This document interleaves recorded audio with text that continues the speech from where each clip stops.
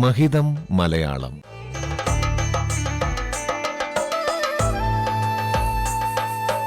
മലയാള ഭാഷയുടെ മഹിമകൾ കേട്ടറിയാൻ ഒരു സർഗയാത്ര.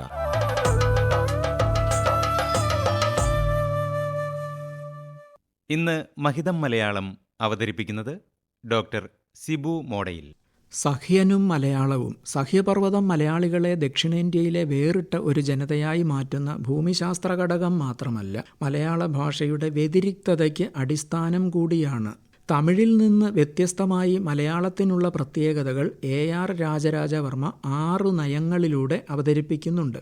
തേങ്ക, തേങ്ങയാകുന്ന അനുനാസികാദിപ്രസരവും, വന്താൻ, അവൻ വന്നു എന്നാകുന്ന പുരുഷഭേദ നിരാസവും, തലൈ, തലയാകുന്ന സ്വരസംവരണവും, പിടിത്താൻ, പിടിച്ചു ആകുന്ന താലവ്യാദേശവും, ഉടയ, ഉടേ ആകുന്ന അംഗഭംഗവും എല്ലാം ഭാഷാപ്രക്രിയകളാണെങ്കിലും പ്രകൃതി കെട്ടിയ കോട്ട പോലെ വർത്തിച്ചിരുന്ന സഹ്യപർവ്വതം അതിൻ്റെ പ്രധാന കാരണം കൂടിയാണ്. ഇത്തരം മാറ്റങ്ങളോടൊപ്പം തന്നെ തമിഴിൽ അന്യം നിന്നുപോയ ചില പ്രത്യയങ്ങളെ മലയാളം സംരക്ഷിക്കുന്നുവെന്ന് AR വ്യക്തമാക്കുന്നുണ്ട് എന്നത് മേൽപ്പറഞ്ഞ വ്യതിരിക്ത ഭാഷാസ്വത്വത്തിൻ്റെ തെളിവ് കൂടിയാണ്.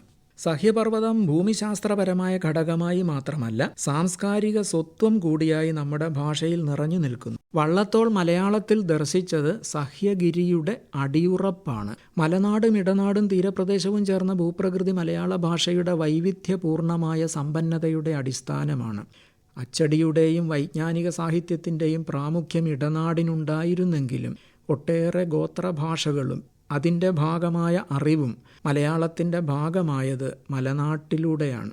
സഹ്യപർവ്വതത്തിലെ ജൈവ വൈവിധ്യം മലയാളത്തിൻ്റെ പദസമ്പത്ത് വർദ്ധിപ്പിക്കുന്നതിൽ നിർണായകമായ പങ്കുവഹിച്ചിട്ടുണ്ട്. ചുരം, ചോല, താഴ്വര, പൊന്ത തുടങ്ങി പരിസ്ഥിതി ലോല പ്രദേശം വരെയുള്ള സംജ്ഞകൾ സഹ്യപർവ്വതവുമായി ബന്ധപ്പെട്ട് രൂപം കൊണ്ടതാണ്. മലയാളിയുടെ സാംസ്കാരിക സ്വത്വം അടയാളപ്പെടുത്തുന്ന ഭാഷാ പ്രതിനിധാനമാണ് ഇന്ന് സഹ്യപർവ്വതം. കുരീപ്പുഴ മലയാളത്തെ സഹ്യപുത്രി എന്നാണ് വിശേഷിപ്പിച്ചിട്ടുള്ളത്. മലയാളത്തിലെ ദിശാപ്രയോഗങ്ങൾക്ക് അടിസ്ഥാനമായതും സഹ്യപർവ്വതമാണ്. കിഴക്ക് നമുക്ക് കിഴക്കൻ മലയാണ്. പടിഞ്ഞാറെന്ന് പറയുമ്പോൾ അറബിക്കടലാണ് മലയാളിയുടെ ദൃശ്യബിംബം. സഹ്യപർവ്വതത്തിലേക്ക് കുടിയേറിയ ഇടനാട്ടുകാരുടെ മലയാളവും മലനാട്ടിലെ തദ്ദേശീയരുടെ ഭാഷയും ചേർന്ന് രൂപപ്പെട്ട സമ്പർക്ക മലയാളം പൊതുമലയാളത്തിൽ അലിഞ്ഞു ചേരുകയാണ് ഉണ്ടായത്. സഹ്യപർവ്വതവും മലയാളവും തമ്മിലുള്ള ബന്ധത്തിന് കാവ്യാത്മകമായ ഒരു പരിവൃത്തി സൃഷ്ടിച്ചത് വൈലോപ്പിള്ളിയുടെ സഹ്യന്റെ മകൻ എന്ന കവിതയാണ്. മലയാള കവിതയിലെ പ്രകൃതി സാന്നിധ്യത്തിന്റെ മുഖ്യാവലംബവും സഹ്യപർവ്വത നിരകളാണ്. കേരളീയരുടെ പൊതുബോധത്തിൽ ഉറഞ്ഞുകിടക്കുന്ന പ്രകൃതി ബിംബങ്ങളിലും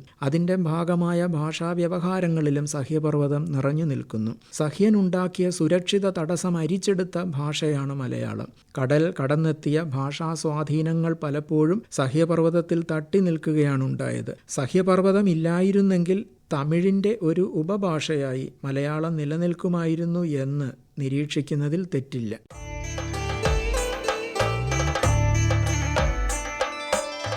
മഹിതം മലയാളം.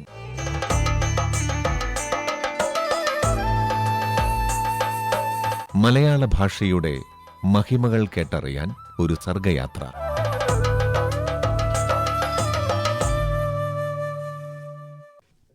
മഹിതം മലയാളം എല്ലാ ദിവസവും രാവിലെ 7 മണിക്കും രാത്രി 8:50-നും.